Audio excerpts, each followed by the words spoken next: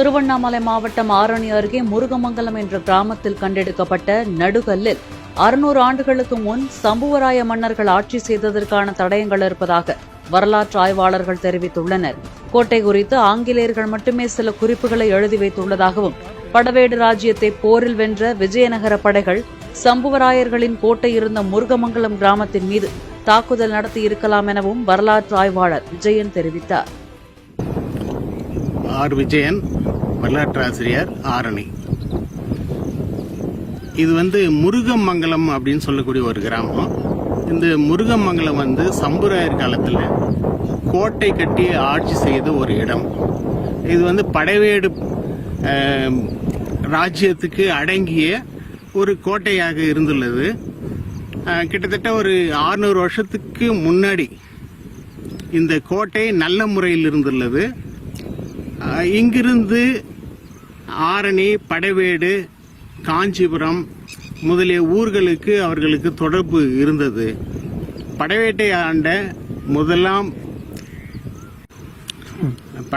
ஆட்சி செய்த முதலாவது ராஜநாராயண சம்புவராயர், அவருடைய காலத்து வரைக்கும் இந்த கோட்டை நல்ல முறையில் இருந்தது. அவருடைய காலத்துல தான் விஜயநகர பேரரசுடைய போர் படைவேட்டில் நடைபெற்றது. அந்த போரில் சம்புராயர்கள் தோற்ற பிறகு அவருடைய கோட்டைகள் எல்லாம், சம்புராயர்கள் எங்கெல்லாம் ஆட்சி செய்தார்களோ அந்த கோட்டைகள் எல்லாம் அழிப்பதில் விஜயநகர பேரரசு முனைப்பாக இருந்துள்ளது. அவ்வாறே இந்த கோட்டையானது அழிக்கப்பட்டுள்ளது. நமக்கு பின்புறமாக தெரியக்கூடிய அந்த மலையில் ஒரு காவல் கோபுரமும் இருந்துள்ளது. இந்த காவல் கோபுரம் இருந்த அந்த மலையின் பெயர் ராஜகம்பீர மலை என்பது. ராஜகம்பீர மலை என்று படைவேட்டில் இருந்த மலை கோட்டைக்கும் அந்த பெயர், புகழ்பெற்ற ஒரு பெயர் அது.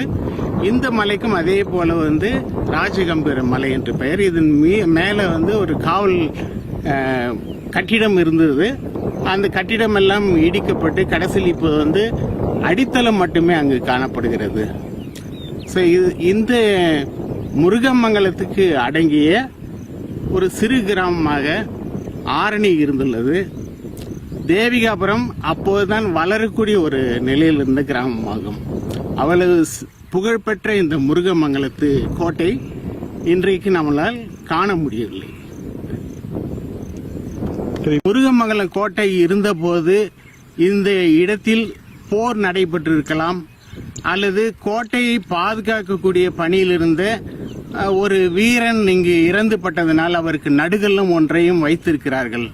அதே போல தேவிகாபுரத்தில் தேவரடியார் குளம் அருகில் ஒரு நடுகல் உள்ளது. அதுல 2 மன்னர்கள் சண்டை போடுற மாதிரி இருக்கும். அந்த 2 மன்னர்களுடைய சண்டை ஒருவேளை இந்த முருகமங்கலத்து ஆட்சி செய்த ஒரு சம்புராய பேரரசுக்கு அடங்கிய ஒரு மன்னராக கூட இருக்கலாம். இதெல்லாம் ஆய்வுக்குரியது. இது போன்ற முக்கியமான நடுகற்கள் எல்லாம் அரசாங்கம் பாதுகாப்பு செய்ய வேண்டும். வரலாறு பாதுகாப்பு செய்தால்தான் வரலாறு வளம் பெறும்.